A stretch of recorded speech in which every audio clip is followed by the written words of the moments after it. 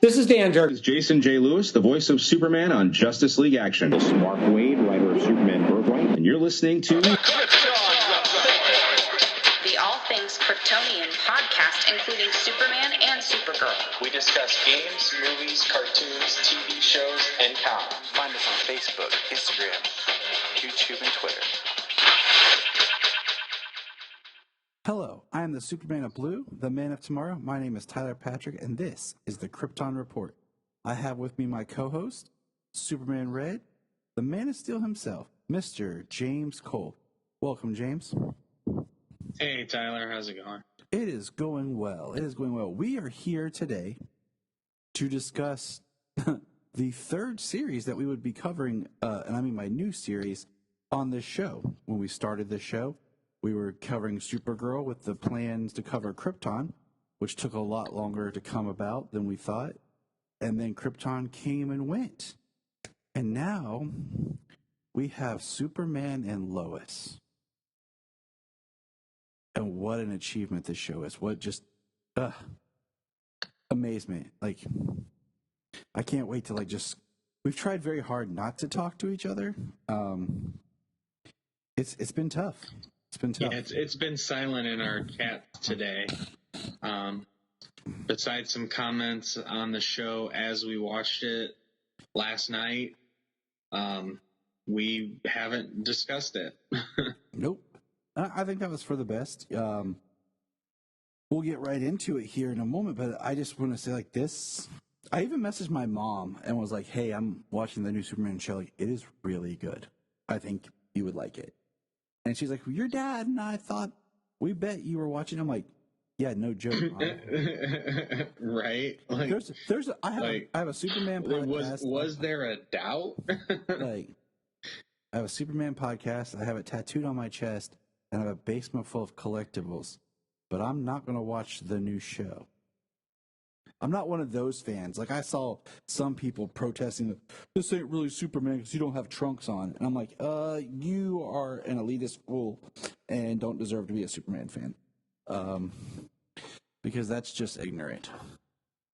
I mean, I'm sorry, but people have the most petty of reasons to say not my Superman. People have the most petty reasons for not my whatever these days. So, some form of entitlement, I guess. I guess everybody has to have their, it's mine. But so some quick information here about this episode.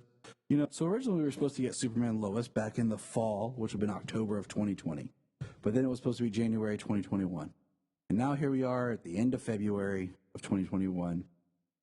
In my birth month, so I'll give them that. That gave me some joy. Watching this pilot, which I've learned was co-financed, or they were helped by deals with different companies in HBO Max. They put more money into it to give it that bigger cinematic feel and vibe that it has, and we'll talk about that as we get into it. But 1.66 million viewers for the pilot last night, and the pilot clocks in at 1 hour and 3 minutes. And I kind of wish they had put just I don't know. As I rewatched it, I was like, man, I wish you'd almost made it a little bit 20 minutes longer, because it teetered on that. You could have made this into almost like a movie, for the launch. And then kind of like how Lois and Clark's pilot is kind of like a TV movie. It's 90 minutes.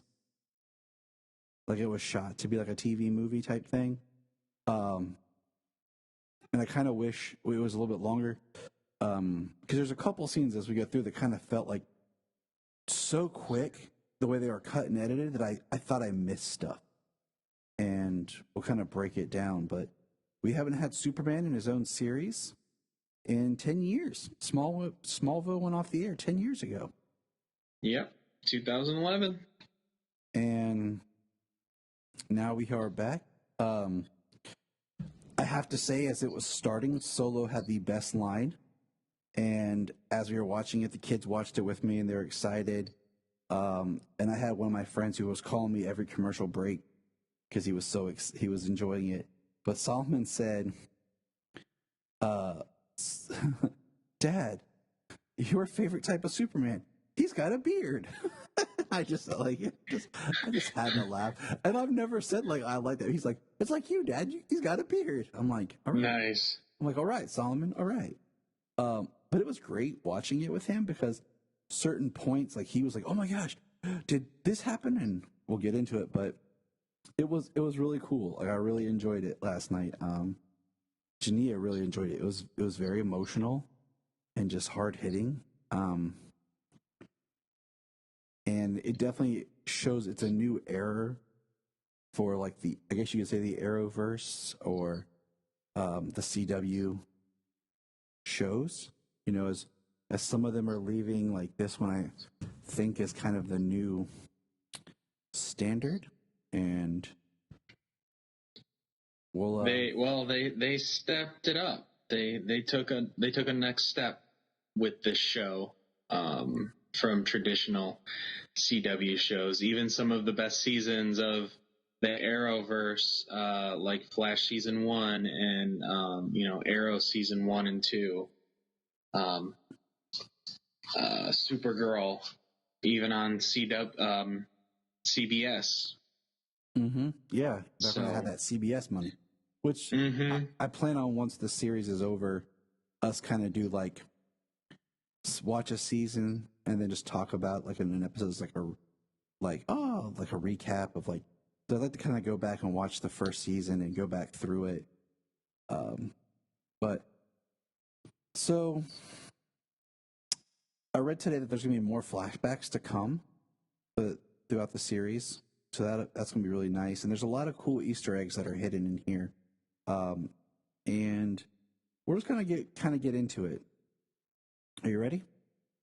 Oh, absolutely. Because I love this. Like, this is beautiful. Like, this Superman show has just made me. It just resonates with me on so many levels, and I can't wait for more. Because this one set up so much of the family drama dynamic that I feel like we'll kind of get more into. Because they named the show Superman and Lois. Maybe just because it was the only name they could come up with that's available without, copying. But you know how Lois and Clark was more about Clark and Lois.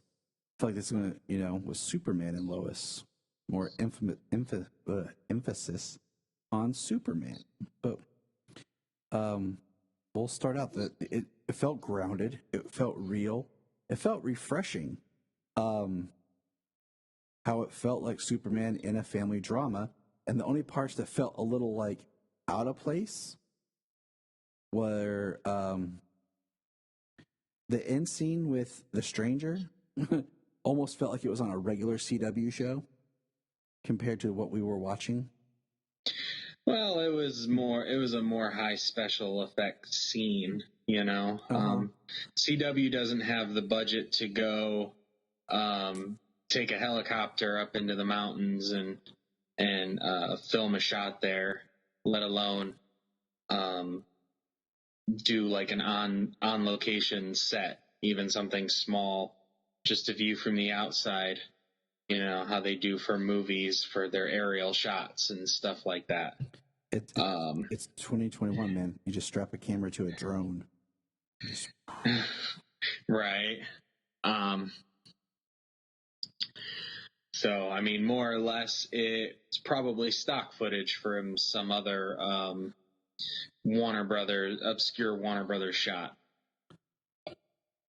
I mean, hey, put it in the background, whatever. So, some things, okay, to talk about. We know it's post-crisis. The only thing we got with Superman after Crisis, like we talked about, was him standing around with the quote-unquote Justice League, in that old costume. Yeah, and in the Hall of Justice scene at the end of Crisis. Yep, and then her saying boys. So there's not a lot of really retconning going on because it is post-crisis and we don't really know their history. But some things I was thinking about. Yeah, Crisis literally rewrote the history of the Superman they gave us in Supergirl. Which I think is what maybe they wanted first before they did this show. So they could do something different with this show, give us a different angle on this show about Superman and Lois with kids, is married, his parents, farther into their lives and careers. Yeah, they really did. Because here's what I'm thinking. With Crisis, did they compress the time for when Superman was here on Earth and Kara landed? Because, originally he had been here he's 12 years older than her. Like, he had been Superman for a little while, he'd already been on Earth for 12 years when she landed, right? Yeah, no. She was 13 when she landed, and he was already Superman. Right. So, and by the time she donned her cape, you can assume it was maybe 10 years later, 8 to 10 years later, at least 21 years old. I maybe think of her as like 23 or so, possibly at the beginning of Supergirl. That works. We know this Superman has been Superman for at least 15 years. And the boys are just starting high school, so I think the boys are actually, and they're freshmen, so they're like 14 years. Yeah, they're 14. Yeah, so we know that he's been in Superman at least for 15 years, at the least. So I'm looking at he's been Superman for, 15 to 20 years. That's how long he's been. So that means he would have come out as Superman, young. Probably about 20, 18, 20, puts him in his mid-30s right now. Well, it also, any history, like what she talks about on Argo on the first episode of Crisis, all the things that happened to him,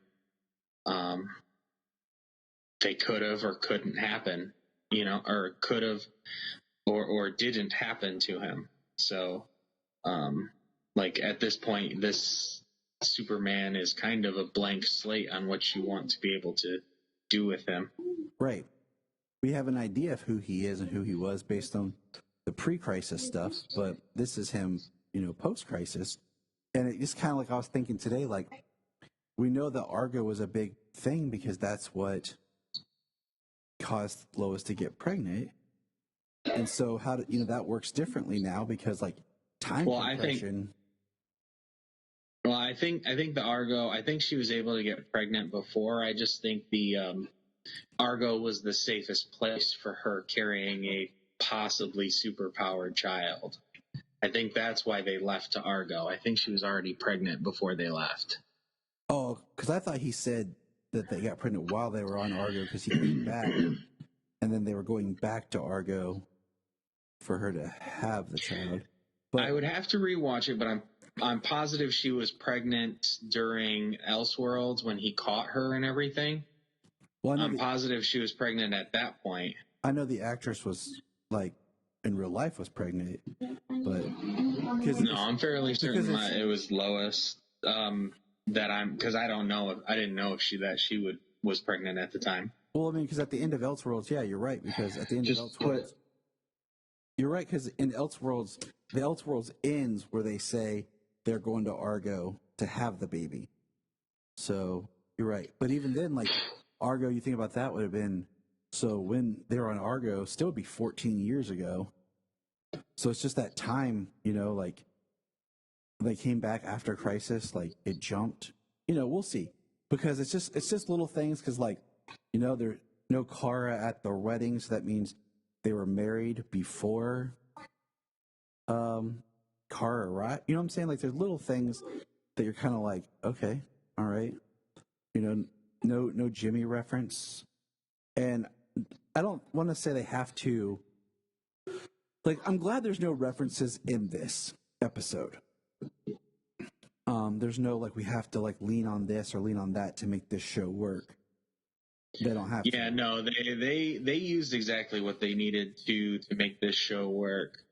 Superman, Clark, Lois, the boys, General Lane, Lana, Martha. I just hope that somewhere, like maybe in this season, we'll get a Kara reference, or maybe even like a guest spot of just them two communicating, because it feels so distant from everything else, but yet the stranger is what's going to tie it back into everything. Yeah, because we got confirmation of that today. Yes, we got confirmation that he is a leftover, and I figured, like, if we go back and remember in Batwoman and in Supergirl, they both had where people, the same person from another Earth was on their Earth, even after everything was Prime Earth. And so that's kind of what the stranger is going to be. Yeah, somehow doppelgangers existed. They made it through Crisis on the New Earth, so. And we're getting ahead of ourselves, and we'll get into it. So now, let's get into the episode.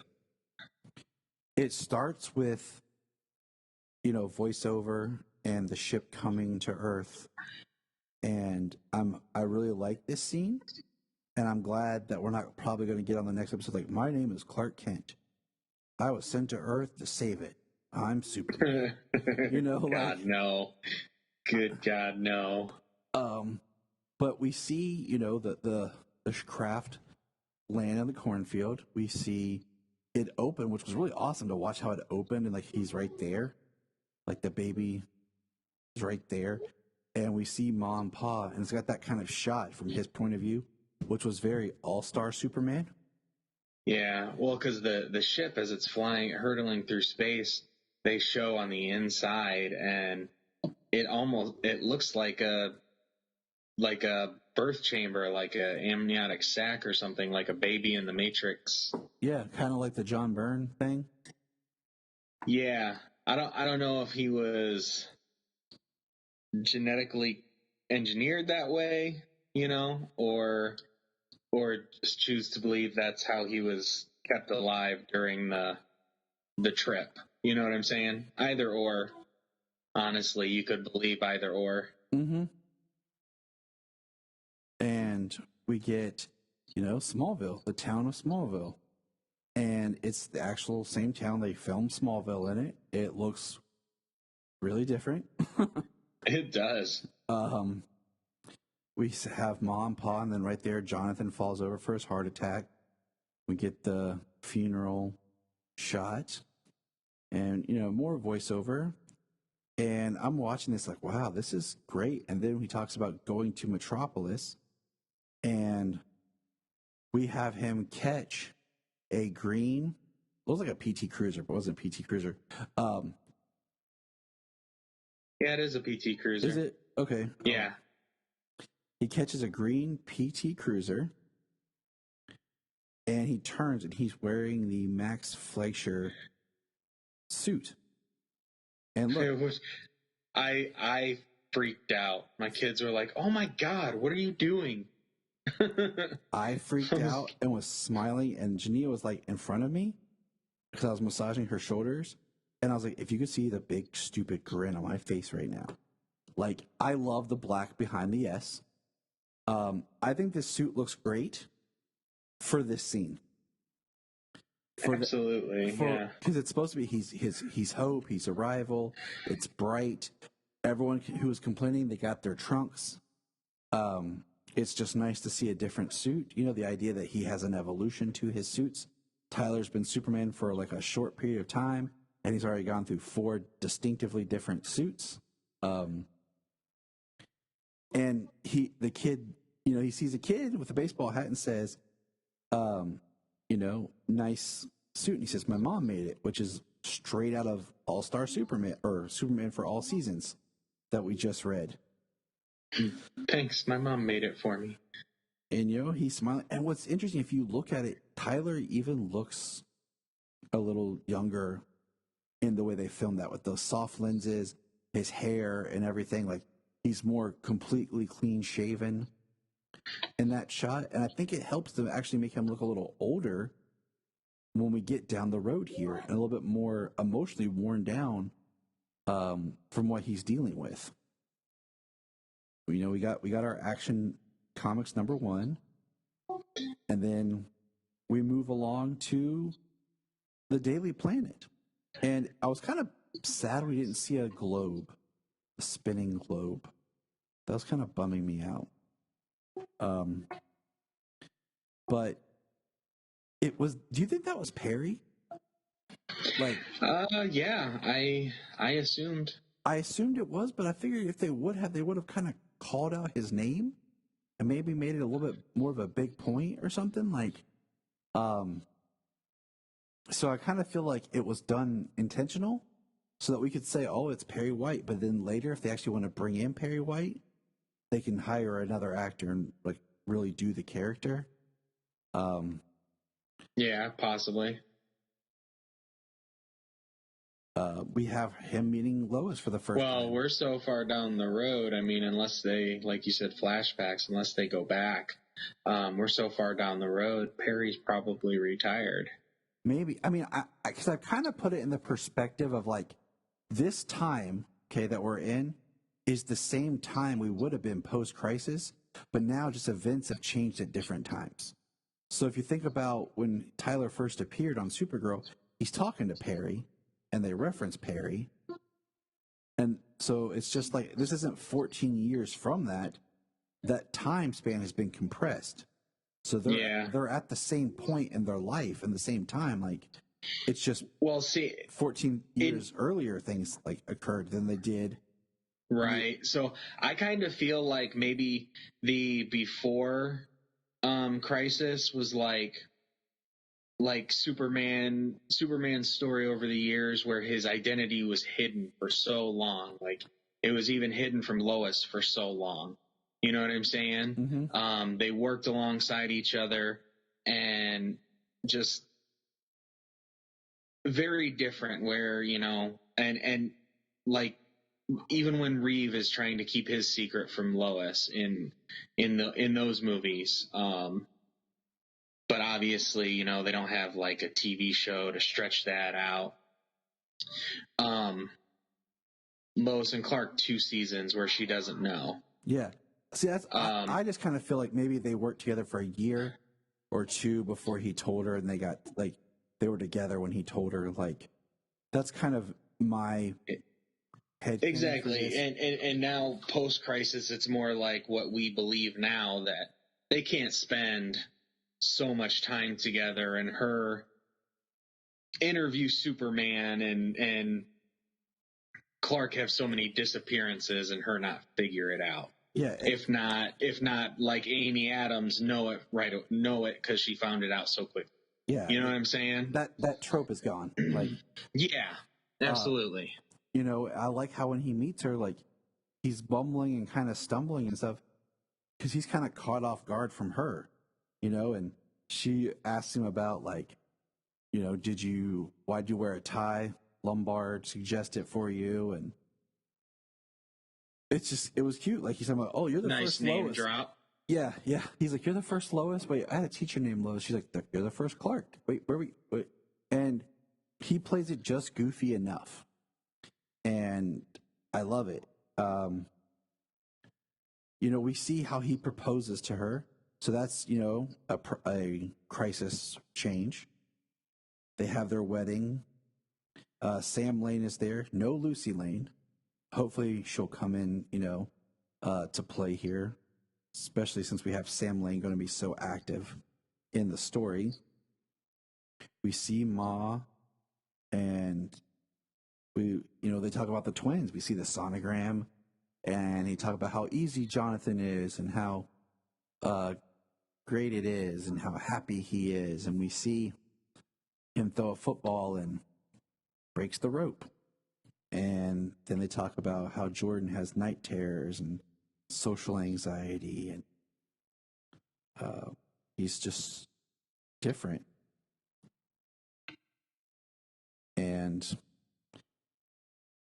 there's a reason, you know what I'm saying? Like, yeah. I don't want to say anything too far, but we have Superman go to the nuclear reactor, which is a great scene to come in on. The music is awesome. Well, so what's really cool here is before we get to like the present day, which is the nuclear reactor, they are talking about things with Jordan, and then they show newsreels of Superman saving the day and stuff like that. Like just quick snippets, like the story told that Superman, you know what I mean? Like you would have seen, say, in BBS with newsreels and paper articles posted all over the place. Exactly. Like, and that's kind of like where I wanted when the kids later said, "We've seen Superman. We've seen him," and I'm like, "Have they? Or is it like just quick? Like, you know, is Superman trying on the TV from a distance, out in the crowd, what have you? You know what I mean?" Yeah.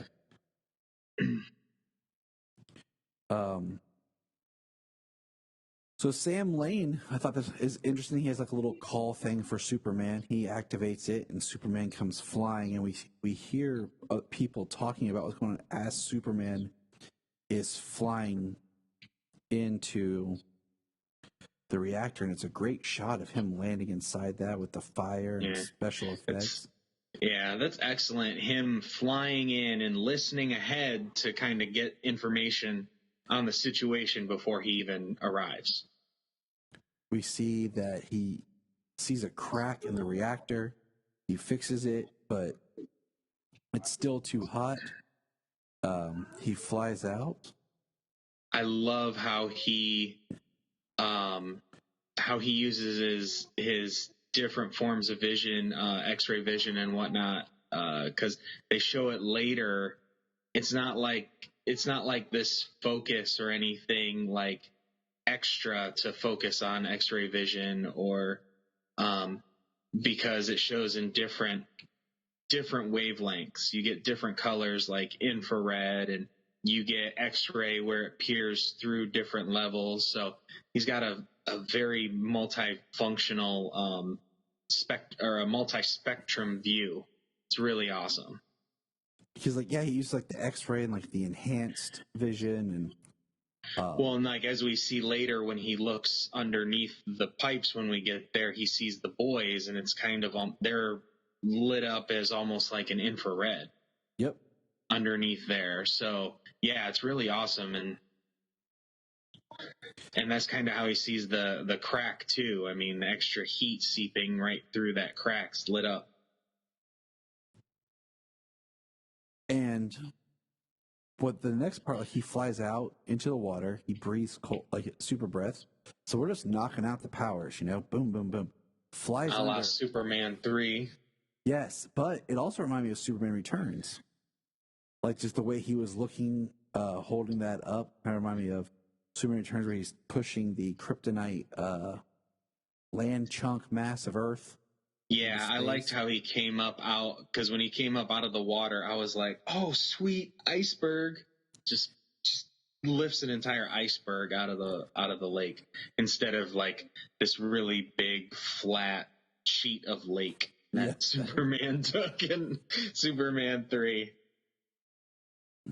So he cools it off. What was really cool is he came out, he looked wet. He was soaking because he actually dove into the water and came out. You almost never see that. They come flying back down and nice and dry. Well, to your point, he's soaked. He drops it and he comes out dry because he was in the heat. And then he cools it off, and this is the one part that like I was like, I wish they would have like flipped the editing, because it like then all of a sudden the title card comes up and it was a beautiful Superman and Lois title card. And then when it cuts back, it's him dropping down, doing the superhero landing and standing up like we've seen in the trailer and the GIFs and everything. And I was like, I kind of wish it would have been him dropping down, stood up, title card, then it cut back to him walking and talking with Sam Lane. And they're kind of talking. Right. They're talking very casual, very friendly. Sam mentions about wanting to take, Jonathan fishing and hopefully then get Jordan to come too. Nice, yeah. I like how he takes the icicle or the iceberg in there. He just lowers it down and allows it to melt and spill all over the place. He doesn't just throw this gigantic iceberg inside there, and like he's there's property damage he's saving by doing it that way. Yes, and it's allowing it to cool, kind of slowly without just like dropping it. And yeah, it's probably more effectively cooling that way, I'm sure. We're not scientists, okay, but we're just theorizing here, people. I know a little bit about radiation, heat production, how things transfer energy from hot to cold, that type of stuff. But yeah, it's not the Big Bang Theory over here. So they're at the next thing is like Clark comes back. He's at the house, and he comes in, and I really like his Clark in these scenes right here. We find out he missed Jordan's therapy, and he's like, he goes upstairs, and Jonathan tells him that I'm a starting quarterback. I'm a freshman. It's pretty exciting. Clark's over enthused. Since he has a little bit of a higher voice sound. He goes into Jordan's room. He's blaring loud music, playing Injustice 2. Yeah. Which I thought was really cool. Like, just if I think about it from like it's Earth Prime kind of point of view, like the fact that on Black Lightning's Earth, Superman was a comic book character, and so it makes sense there's merchandise and everything, because we've seen even on Arrow and Flash where like they've played with like the action figures that we can purchase of the characters. So exactly. In Titans, Connor gets his T-shirt from a vendor on the side of the street. So it's not too far off, and I love how Clark's like, yeah, you make a pretty good Superman. Superman's boring, Ted. I'm Raiden. Yeah, right. And I knew he was going to be Raiden too. I didn't think he was playing Superman. I just want to say I thought it was pretty sweet that he was Raiden. Like not even another DC character, like a Mortal Kombat character. Yeah, definitely. We do get Clark mentioning being team manager of football. Thought that was kind of neat. Just a reference back to that, which means that this Clark didn't play football. He's not like the John Byrne all-star football player. Yeah. Well, as we find out, and as we know, Superman Clark's always had enhanced strength and speed all his life, ever since he was a toddler. But it wasn't until he hit puberty and his other abilities started to manifest. Which is in line with so many of the other versions that we've experienced, and that's what. Or even as they get a little bit older, like Man of Steel, his X-ray and his heat vision kick in grade school, but it's still a progressive thing, as he gets older. But the speed and the strength are always like the thing, and that's very worrisome on how strong he is. He would grow up not being able to play football, just under fear of hurting somebody. And they keep alluding to, we saw Jordan throw the football and bust the rope. We've seen, you talk about his football skills. Ma calls Clark and they have a conversation, and she lays it on to him about being a father and what his kids need to see and the importance of that. So yeah, one thing there, it's really cool how they believe that the kids could be manifesting powers, but as it is, like, he's had the Fortress run tests, and the children are unlikely to develop powers, it says. So, like, their kids have been able to lead a somewhat normal life. as like human children. They didn't grow up with abilities like he did. So that's an interesting character beat for the children, for the boys. And in this phone conversation that he's speaking with his mother, there's some Easter eggs on the to-do list on the board. Yes, there is. Dr. Donner's class sign up and call Siegel and Schuster. Well, also, when Jordan was in there, there is reschedule Dr. Reeve. Oh, was it? Uh-huh. Oh, I missed that one. It's on the, like the board's different, but it's Jordan in the shot. But yeah, there's a lot of Easter eggs that they padded into this. The second, before I forget, the second what do you call it? Nuclear plant is the company place where Firestorm in the comics was created. Oh, really? Was there a business name on the? Yep, and I just don't remember what it was, but I remember reading that today. So I was like, oh, that's cool. But yeah, the boys are leaving for high school. Lois and Clark. There's a really cool edit of them talking about how they should tell the boys. And frankly, Janine and I are sitting there thinking like, yeah, you should have told your boys. Like, they're 14. You have to trust your children. You know, and it's not fair that you've been lying to them and keeping things from them about what you do, where you are, who you are, and the fact that, you know, Jordan brings it up later when he talks about his mental health. And they're like, we never thought your mental. Yeah, I would think that his mental health could be affected by being half Kryptonian, but you know, that makes too much sense for me. I don't know about you, James, but Well, I mean, I'm not sure. Maybe they considered it, you know, or maybe they thought of it but didn't consider it as a real possibility that it is a problem.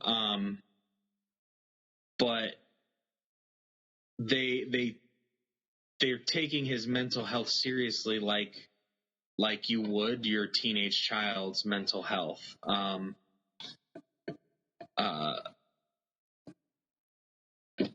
That, you know, for the most part, they've been normal children, so that's what they're treating them as. You know what I mean?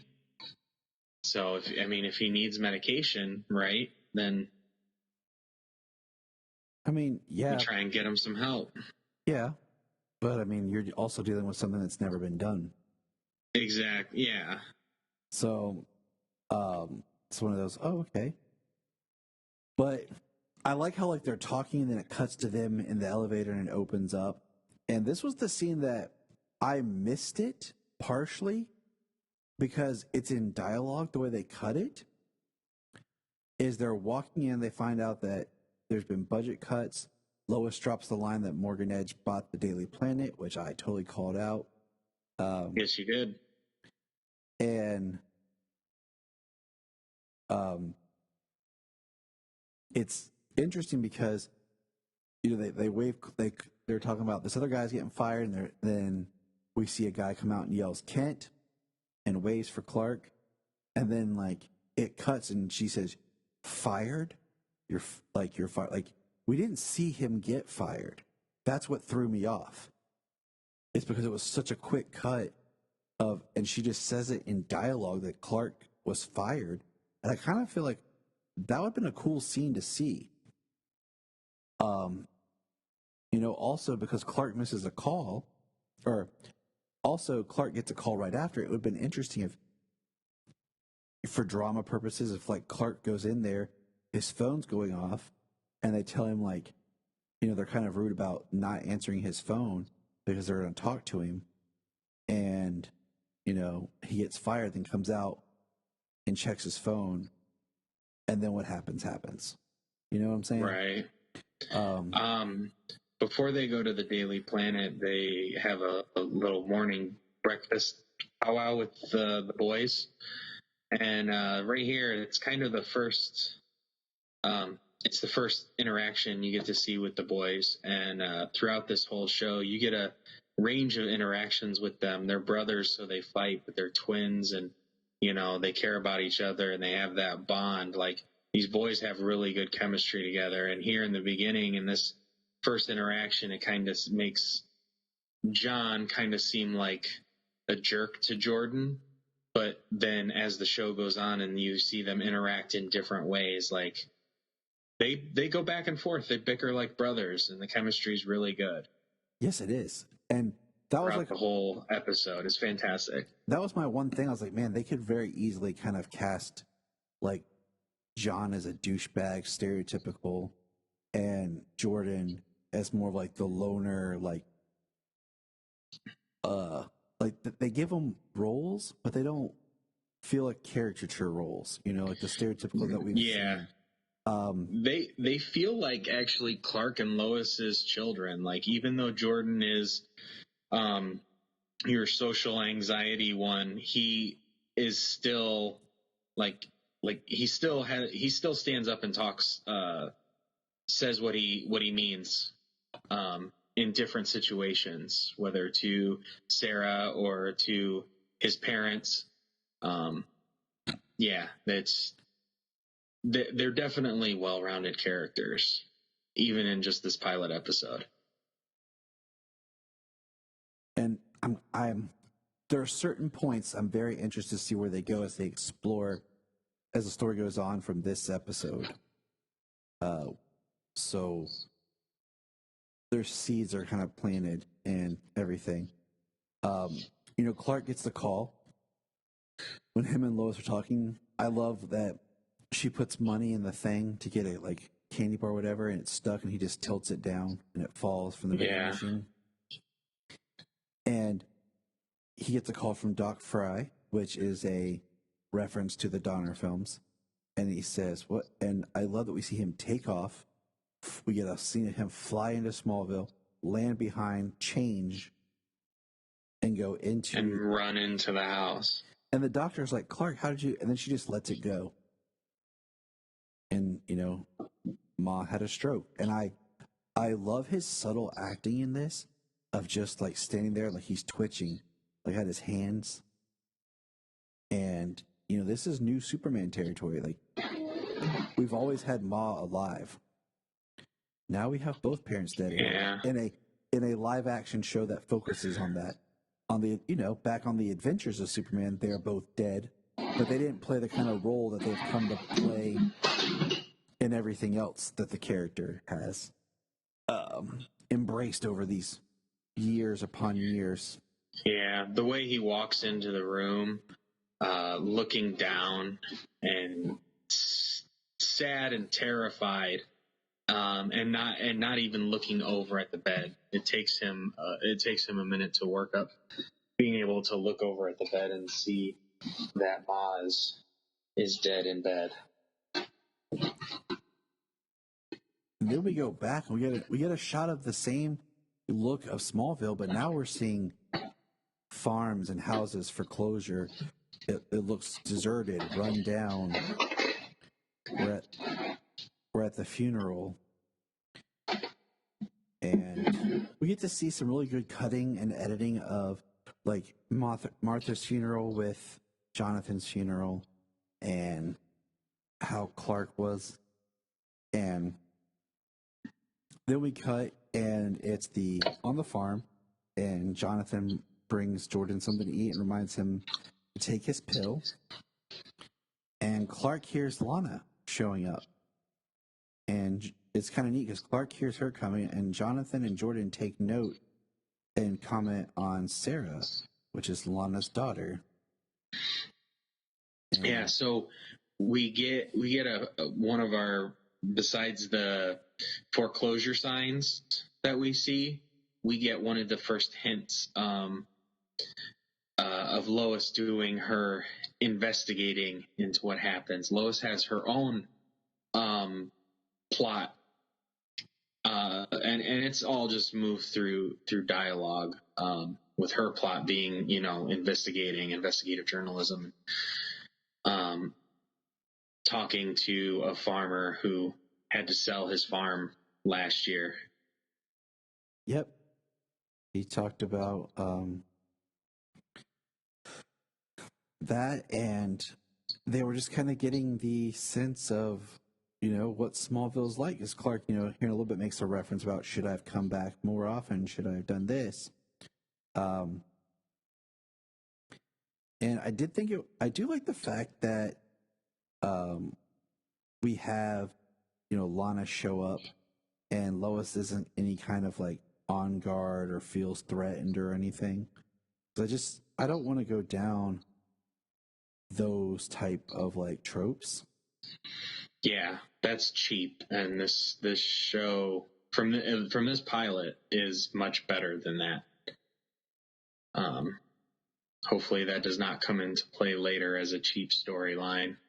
I mean, I could see like Lana being like coming towards Clark, but I want no such reciprocation. Yeah, having re-emerging feelings from the past, just because, like we see from this scene and some others, her husband is kind of a jerk.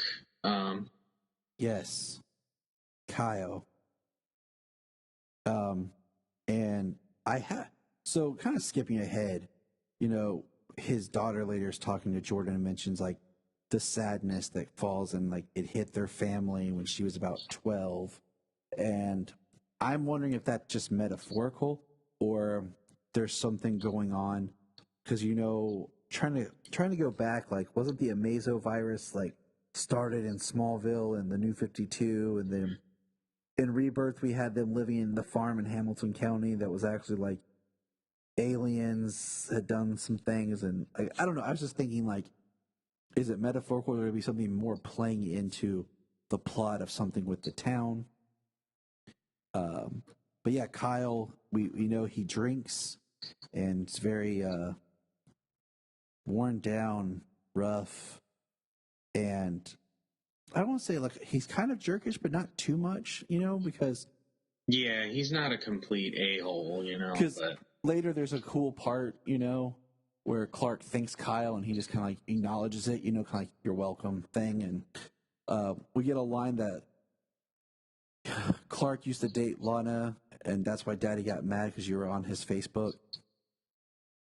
Yeah. And then his comments here when they're talking at the table, and his comments about the farm and Martha. Or he wasn't negative towards Martha, but just the way he came out with the comment about Martha and the farm, and then his feelings on small towns, and just looking at Lois and Clark like they think they're better than people from Smallville. And Clark loves Smallville. Yes, he does. That's the thing, is he loves it. He embraces it, because the kids even said, I think our dad loved it here.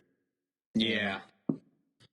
And they're just talking about, because Morgan Edge, and they're saying, look what Morgan Edge is doing.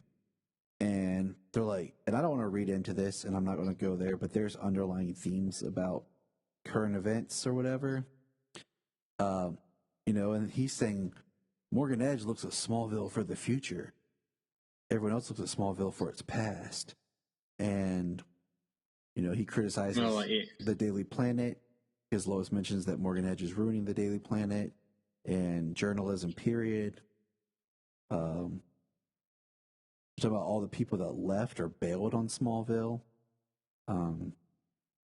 Yeah, Lois talks about how Morgan Edge, his companies, when he buys places out, he pays people minimum wage. He doesn't give people living wages to be able to work and survive and stuff like that. And they show that Morgan Edge is coming into an area like this that was having a rough time buying up land cheap, doing their shady business deals. That's what Lois knows is happening. And, you just get a local guy like Kyle, who people around him have been having it hard. And somebody comes in and says that they want to help and starts to buy up some stuff. I mean, they can easily look like a good guy. Mm-hmm.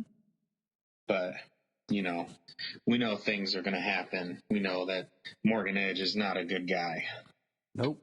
And it's just, I think that Morgan Edge knows. I think Morgan Edge has figured it out at some point in time. That Clark Kent. It almost makes me want. Well, it almost makes me wonder that somewhere, that our stranger may have dealings with Morgan Edge. It also makes me think, just like they haven't mentioned Lex Luthor yet, but kind of what the relationship of Clark and Lex is like, considering it's post-crisis and Lex rewrote so much of his history. Yeah, he's no longer a criminal, charged with crimes against humanity and stuff like that, like world crime, tried by all the nations of the world crimes.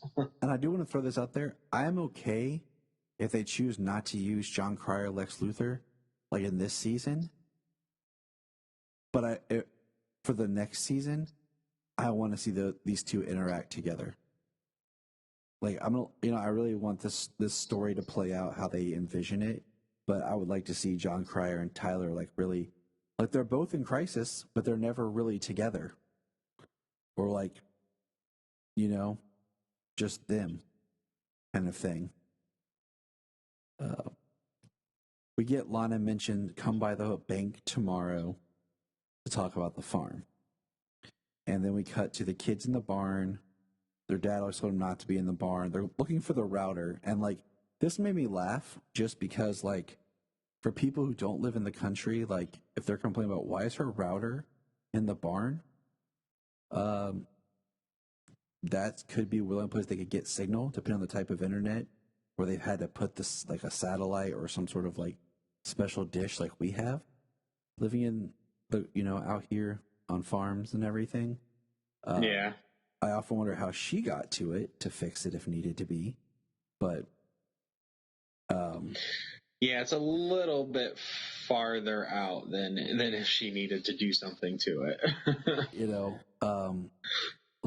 My father-in-law has their dish receiver on in the back of their house, and it's up a little bit on the hill, and I don't know, good 50 to 100 plus feet of cords run from it into the house to run it to the router, which is in the house. So I mean, things aren't always as people perceive them. But Sarah is talking with Jordan, and Jonathan's kind of being cool, and she talks about a party, and she puts her number. So Jordan feels like he can take on the world after just getting some attention from the girl. You know what I'm saying? He's like, all right, I'll go get this router. I got this. And he goes up, and then we find out it's Jordan that, hits the pipe. He falls, and then Jonathan just immediately jumps to over top of his brother. And that shows you something right there just about the brothers. Jonathan. Yeah, he went right in to protect his brother. Having no sense that he has powers, could have power, anything, just straight for his brother. And,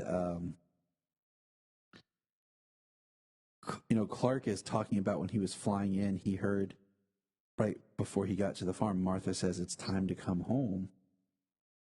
And I thought that was an interesting little, tidbit of just information.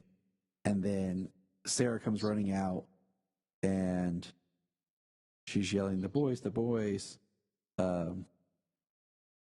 While Clark's running to the barn. And I don't know if this is just Tyler running or if they did some sort of trick with the film or anything, because it looks like he's running fast, but a little bit faster than a normal person would run, but not fast enough that you would think anything of it.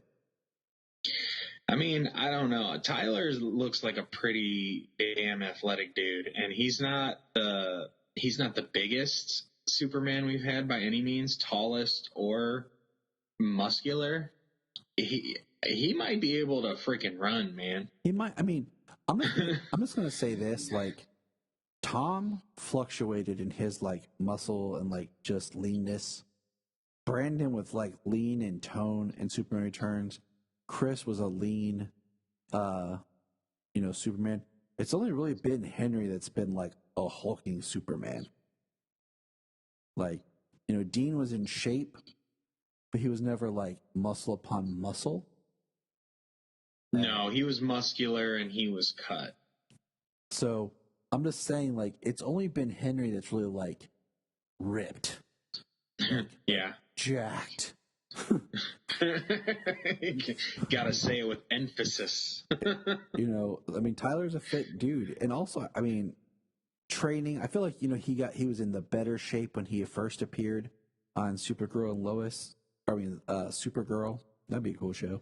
But it also depends on what he was able to do before they started filming. Maybe he couldn't train as long and hard as he had planned because of COVID, or any other commitment for roles that he had that required him to be not as buff. So those are all factors that a lot of people think about. You can tell though with his dress shirts and stuff. Like when he was in the suit for the memorial, like he is a muscular dude under there though. Yeah, he is. And also, you got to think about when they film certain parts, depending on the schedule. We see the doc. He talks about the boys just having a minor concussion, and that's it. And everybody's like, just a minor concussion. We're lucky. And it's just kind of funny, and the boys go off, and Jordan's the one that's like really like something's wrong, like something weird. And Jonathan just plays off like, what's weird is she gave you her number and you already texted her, didn't you? And, he's just playing along, and he calls his brother a little bit of a freak. And we see a Crows banner hanging on the wall, and it looked green in the shot. And then we have Clark and Lois talking, and they just automatically assume that John has powers, and Clark mentions he can't lose Jordan, and it would push him farther away. And this is what popped in my mind, though. Does Lois have a job? It's Metropolis Meteors. Is that what it is? Yeah, but that's what's on the wall. I assume so. Because that sounds like she's still calling. She's still calling about stories and getting information and stuff. Although I'm sure she has her contacts. Being Lois Lane, she doesn't need a job at Daily Planet to get information. Right. Oh yeah, there is a little Crow's banner on the wall.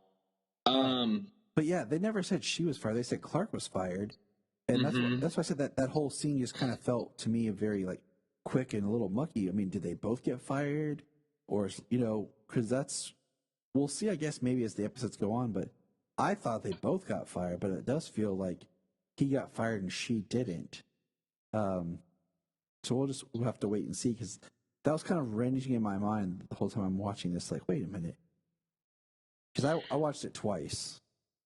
Well, we think of shows that we've seen, and these journalists who spend all this time in the bullpen and running in and out of the office, and probably more or less, especially a journalist of her caliber, she probably doesn't spend that much time in the office. Oh yeah, it's all she writes and emails and calls in information and stuff like that. So, yeah, it makes sense. They have a really good conversation about every life has their problems, even the extraordinary ones. And then Sam Lane shows up. And I got thinking about this. In Clark's life, if you think about father, like, he has his father-in-law now. His dad is dead. Jor-El is dead. And now Sam Lane is like the father figure around, who is like the antithesis style of Clark, but at the same time has a lot of similarities in the responsibilities that he has. The idea of duty, honor, a higher calling that pulls you from his family. And even Sam says things, to Lois about, you fell in love with Clark but you married Superman, and I told you this. And Lois tells her dad that he's not going anywhere. Superman will be there when he's needed, but Clark's staying right there. Yeah. Yeah, General Lane's attitude definitely makes it seem that he's more interested in what he can get from Superman. I mean, they may be working together and they're amicable, but I don't feel that that's far to last, especially if if Clark wants to spend more time trying to raise his sons, especially with what they're potentially going to be going through at their age. And, when the boys are talking to each other in the room, like it's interesting too, because Jordan is the inquisitive one, he wants to know what happened. I think that, Clark's let his guard down just because Sam knows and it's his father-in-law. And like you said, I think Sam's just using him for what he can, and that's when they come back.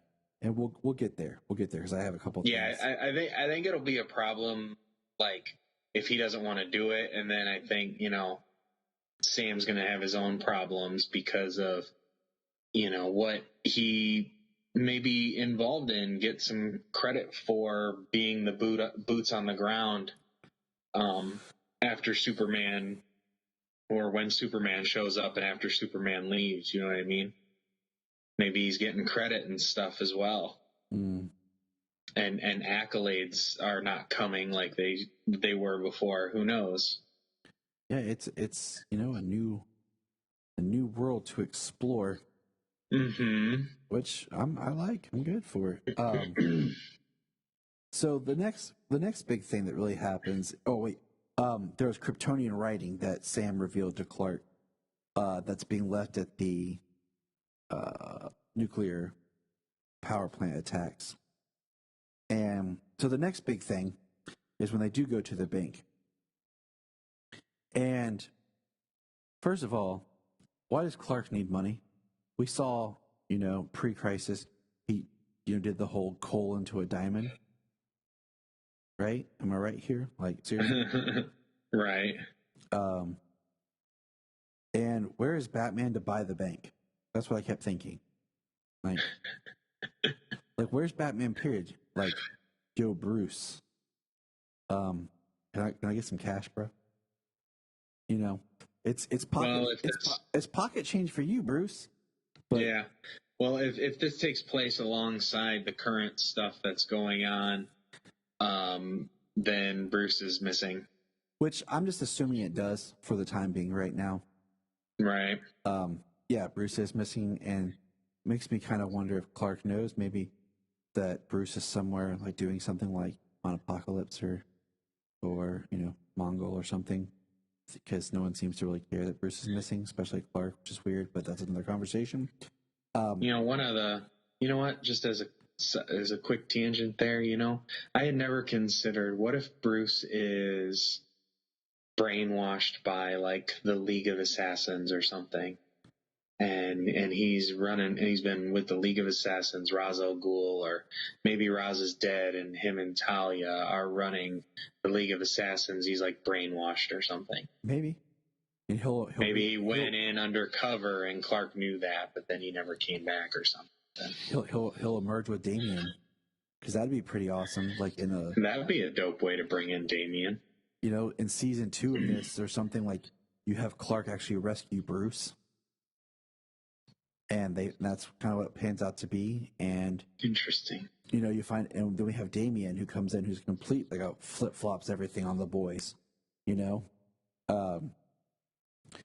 But inside, they're talking with Lana at the bank, and they find out that 5 years ago the bank started offering reverse mortgages to seniors, and that Martha took out a second mortgage. Clark didn't know about it, and she was using the money to help people. And Lana starts listing people that Martha was helping in Smallville who were facing losing their homes, losing their farms, surgeries.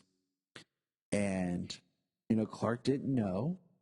is one thing. How much is left on this loan? They never really go into. Martha had money set aside for the boys for college. But we also learn in this scene is Lana doesn't know that Clark's Superman. And that's different than like most every comic book story or film, that we can think of. Like, the Chris films are a little bit different. Lana, really comes into play in the third movie. But usually, Lana's the first person that he tells. And yeah, I mean, there's that. She either she doesn't know or she does know, and she's just Clark was one of her best friends, and she's just kept it to herself the whole time. Because she always says something. She does say something like, "He doesn't age," or then she's like, "The car crashed and it was a pretzel and we were fine," and just one of the many strange things that happened back then. Right. You know what I mean? I don't think. I mean, maybe she's that naive, but who knows? Well, I mean, maybe she is. I mean, like, the thing is, like, she's talking like that with Clark and Lois, who are married. So it's not like she would have to play it up for anyone else around. Yeah. Since it's just the three of them in that scene, it makes sense that she doesn't know. Right. Yeah, it does make sense that she doesn't know. Or, like I said, maybe she just, in the back of her mind, she feels it, or maybe in the back of the mind, she does. Just interesting for the character, you know what I mean, to not have been told and talking like she doesn't know. Or exactly. I do find so the next beat is the boys sniffing around the barn, and they find Clark's ship, and Jordan touches it, and it like comes to life, and it's like that liquidy, like Man of Steel type material. Mm-hmm. And this is the thing, like, it gives Jordan like a crystal, and he takes it in his hand, and then the next scene is Clark and Lois pulling up, talking, and she says, with two teenage boys who look angry, and they come running out, and I feel like this would have been the most interesting scene to write, is how you play this and how you do this to like do it correctly for the boys. Because I like how he's like, it was a lie, and Clark just immediately like, yes, it was a lie. We lied. And then he starts telling them the story, and it kind of makes me wonder, like, how much the world knows about Superman, because that he came here and all this. Because Clark, he's telling the story, and then Jonathan's like, "Are you saying you're Superman?" And then we have the whole part with Jordan, like, "No, we've seen Superman." And it's interesting when Clark takes off the glasses, how dramatic it is. And he walks over to the truck, which is like, looks like it's the same truck from Smallville, and lifts it up. And the kids are watching him. And if you look closely, the kids are crying. Like, there's tears running down their face.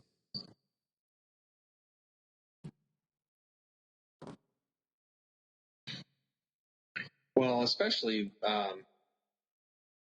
Jordan with the way he feels, all the stuff he's been through emotionally, and then the way that it's kind of revealed that they feel that maybe Jonathan is the one who has powers, that he saved them during when the pipes fell down. A lot going on. Oh, and they just feel like they've been lied to there all the time. I mean, he's like, you lied to cover his story, to cover his secret. You lied to us. You made me believe that something was wrong with me, that you put me on pills. I'm half human and half whatever the hell Velkia he is.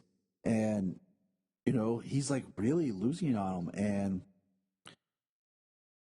I love it. Like, I love how Jordan, and then I like how Clark goes to move and Jonathan's like, no, just leave us alone. Like, you know, he steps in, and it was very like great done scene. And, you know, Clark's like, am I a bad father? You know, he says to himself, because Jordan says, you might have been sent here to be a hero, but you weren't sent here to be a father. I thought, I mean, I was like, man, that's some strong stuff. Yeah. Well, you know, I mean, growing up, if you didn't know your father was Superman, he's gonna be gone a lot. Especially with the things that Superman can do if he's saving the day in another galaxy or something. I mean, like, so growing up and being an emotionally challenged teenager, I mean, it feels like a big betrayal. Mm-hmm. And then we get where Superman meets the stranger. He shows up, and you know, the stranger's talking to him and says, like, it's lead. You know, that's why they're meeting where they're meeting, because it's made out of lead. And they're fighting, and he calls him out, starts saying stuff, calls him Kal-El, and says, I know things about you. And so this is going on when we cut back to Smallville, and Jordan is getting dropped off at the party at the Schuster mines. The coal mines that Morgan Edge is going to reopen. And who dropped him off? That was my question when I watched it the second time. Because Jonathan's not there. Jonathan wasn't invited. Jordan was. And I think he just took an Uber. I guess. That makes sense. Because I thought the same thing. I said, who dropped him off? No, Jonathan didn't go with him there, because when Jonathan shows up at the party, he's like, you know how many people I had to ask to find this place or whatever?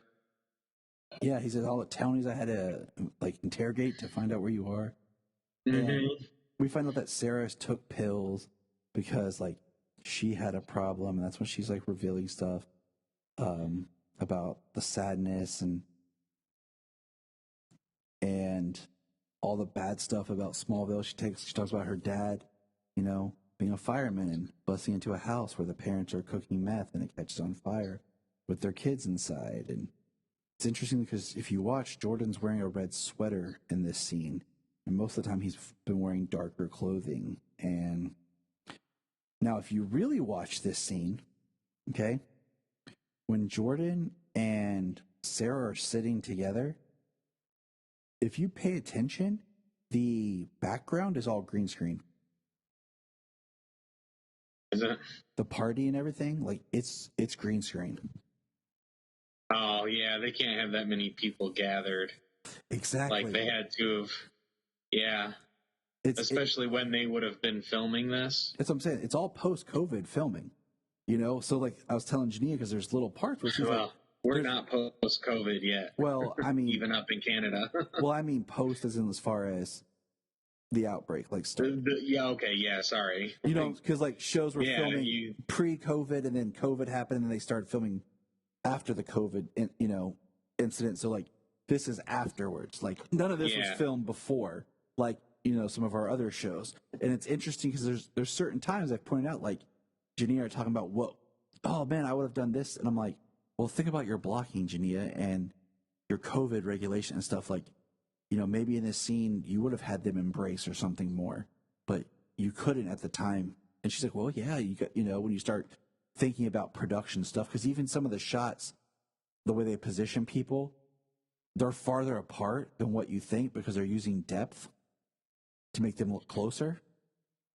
Yeah, using perspective to make people look like they're standing closer, but they're really farther apart, not standing directly across from each other. Yep.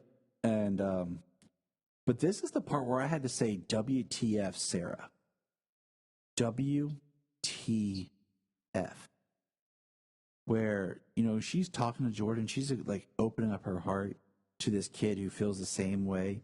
And he leans in and kisses her, and she goes, what? I have a boyfriend. And I'm like, seriously? Seriously? I'm like, you could have said that earlier. Like, all the interactions you've had have been very leading, and you couldn't drop the line that you had a boyfriend. Yeah, they do have chemistry. Could say maybe not so leading, but they definitely do have chemistry. And yeah, the guy pushes him. That's my girlfriend. And his girlfriend, she said, I would have gotten around to it. We were talking, and then you kissed me. I'm like, you were talking at the funeral at the barn when you invited me. All this time, like when I got here, when I said you're the only person that I know here, you could be like, oh, well, my boyfriend and his friends are over here. You could have introduced her or said something, which makes me think that she's ashamed of her boyfriend and all that kind of bullcrap baggage that they might get into. But her boyfriend pushes Jordan. Yeah, absolutely. He pushes Jordan down, and Jordan's trying to like calm, like, hey, I didn't know. And then boom, Jonathan just shows up and pushes him back. And right there, like, he's defending his brother. And you're cutting. So now the boys are getting to a fight, and then like they're getting like hit and beat up on and outnumbered. And of course, this is 2021 where no kid wants to help. They just want to stand around with their phone and record everything. Right. So you have all the kids just filming it. No one's trying to help, which makes me mad. And then you have the juxtaposition shots of Clark fighting the stranger through like Chinatown, in space. And this was a part where Stranger, like his suit is taking everything Clark's throwing at it. Heat vision, freeze breath, like punches. And he's just talking to him about how I know who you are. Then he stabs Clark, like, looked like in the heart with a kryptonite. And Clark just starts falling to earth. And that's when Solomon was like, Dad, is Superman get stabbed? Is he dead? And he was freaking out. Right. I mean, it's played pretty serious in this until it's not. like as he's falling, he does luckily there was enough of that kryptonite sticking out. He was able to grab it and just pull it out of his chest, and then he was fine. Yeah, because we cut where he's falling, and we cut back to the boys, and we see Jonathan just on the ground, or Jonathan's on the ground, George's on the ground, and Jordan just is angry, and his eyes turn red, and just heat vision out of his eyes, and just blows the fire. And Lois sees something on TV about it. She signals for Clark. Clark hears it. That's what kind of snaps him out. Like as he's falling, he's thinking about all the stuff that he's kind of failing at, and he pulls it out. He lands like right before he hits the ground, and he takes off, and he shows up there, and that's the scene where he sees Jonathan, and he sees Kyle and thanks him, and then Jonathan's like, I'm okay. It's Jordan. And Clark looks and there's this long look of him just looking at Jordan, who just looks scared. And he's, and I'm like, dude, go hug your son. Run over there. Like, right. And I'm just like, man, come on. And so this fight between the stranger is pretty good. For the standards that it has. I mean, the effect of Superman going through the wall at the very beginning of the fight, and then the stranger throwing him through a wall, and then the flying and the fighting out in space and the heat vision and the freeze breath. It's a pretty decent fight. It looks good. One of the negative things I'll say is in this fight and some of the flying scenes, it looks like the suit that Tyler is wearing, like in some shots, look like it's like a little too big. The fabric looks really loose because there's certain ways you can see where like it kind of looks like it's pulling on his like hips and thighs where he'd have like the wires and stuff hooked up. Yeah, it's as if like some of the fabric isn't like adhered almost to the muscles that they have sewn into it. Yeah, it's just there's a couple of shots that look a little odd because and because the wire works, being removed, and like sometimes the way the suit looks, like the way it lays around his neck and stuff, like it just like looks like his head's popping out of it, like so it's interesting. Yeah, it's like the padded muscles. It's like the outside is the material is thin and it's loose.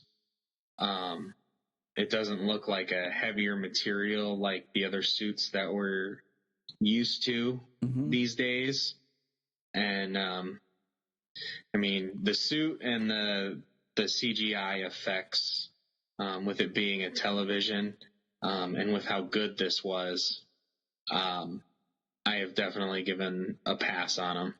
oh yeah, I mean that's what we're kind of nitpicking because, like, yeah, it's nitpicking. Everything looks so top quality that I don't want to say it's jarring, but like some of the effects like this look a little like, oh yeah, we're on the CW.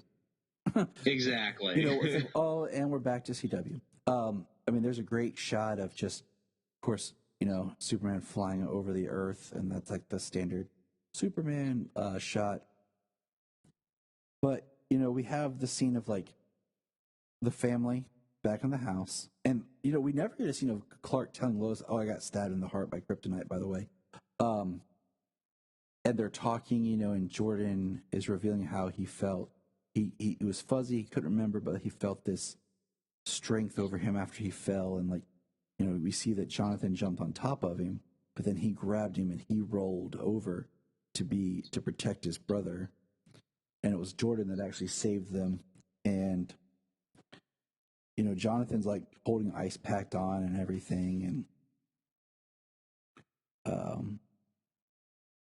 it's a really good scene of just the brothers and the family, and you can tell like Jordan's angry still and dealing with it, and Clark tries to have an honest conversation about like his dad found him and immediately became a father, and he didn't know what he was doing, and that Clark's trying to do the best that he knows how to do to be a dad. We learned that Lana's bank is owned by Morgan Edge. It was Morgan Edge who was offering the reverse mortgages. We have a great scene of Jordan kind of apologizing to Sarah for kissing her, and John asks about like what do they think the fire was, and it was a gas pocket or something, which in a coal mine kind of makes sense, I guess, but it kind of reminded me more of Smallville vibe right here.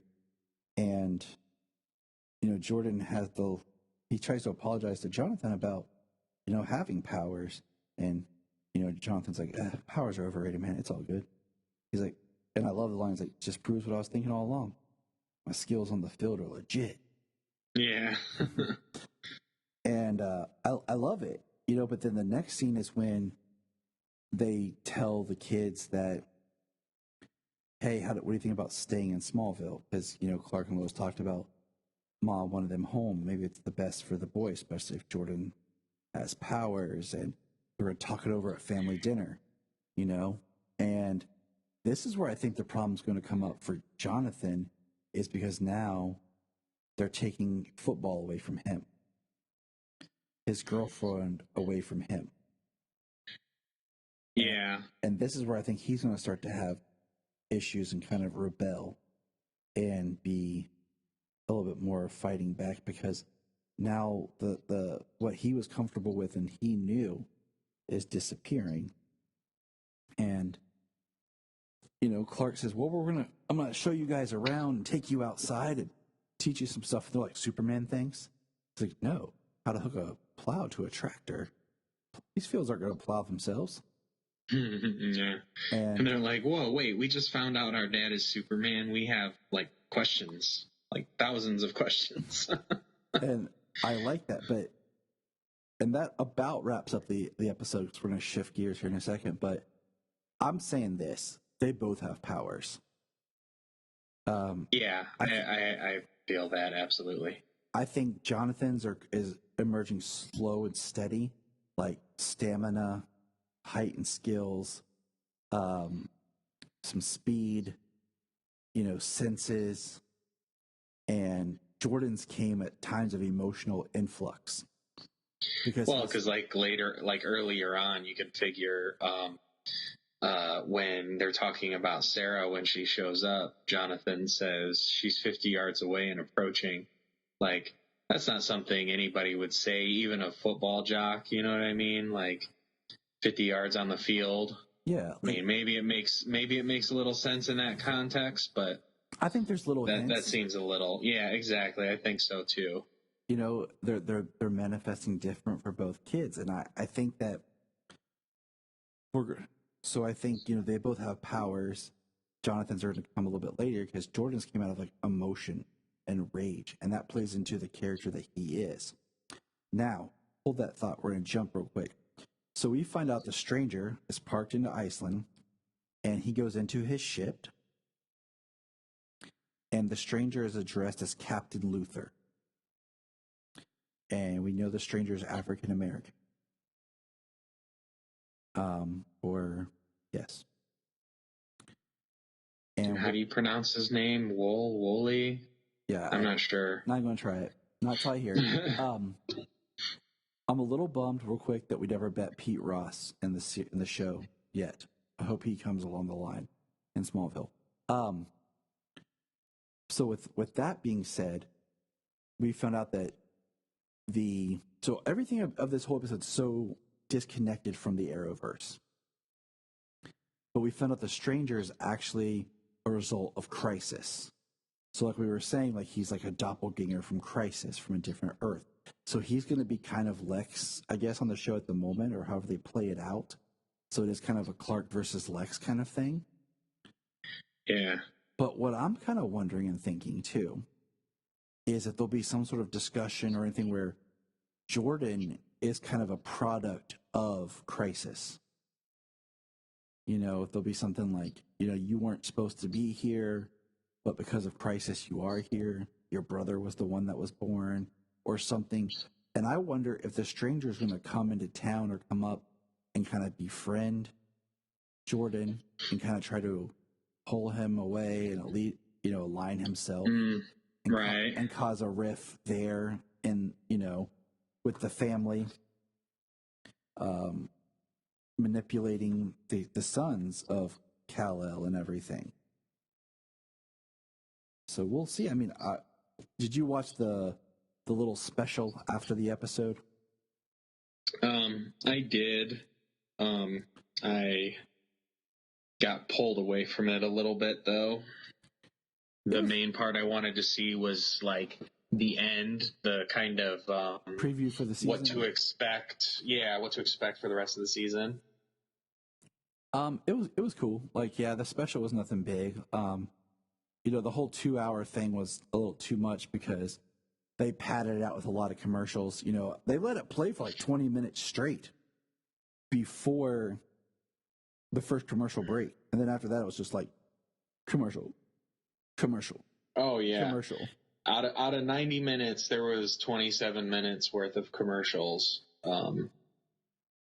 Yeah. With the episode being an hour and 3 minutes long. Yeah. So, and then the legacy of hope afterwards was the actors talking about their characters, talking about Superman, the showrunner. There was Jim Lee on there. There was Jeff Johns on there. And Greg Berlanti. Greg Berlanti. There was Mark Guggenheim on there. And there was a lot of just talk about Superman, who he is, what he is. A little bit about the show, not even a full-on making of. It was just kind of discussing Superman and the idea of this Superman and what's going on. And then, yeah, the promo for some of the rest of the season, which looks like some cool action set pieces are coming up. Yeah, it does. I like the coming up, and I hope they hold to this level of quality as far as just the experience, the look, the feel. The humanized story was very good. And then we'll get a little bit more into the Superman action, probably here soon because, it's always interesting. It's like the director for episode 2 is the same director of episode 1.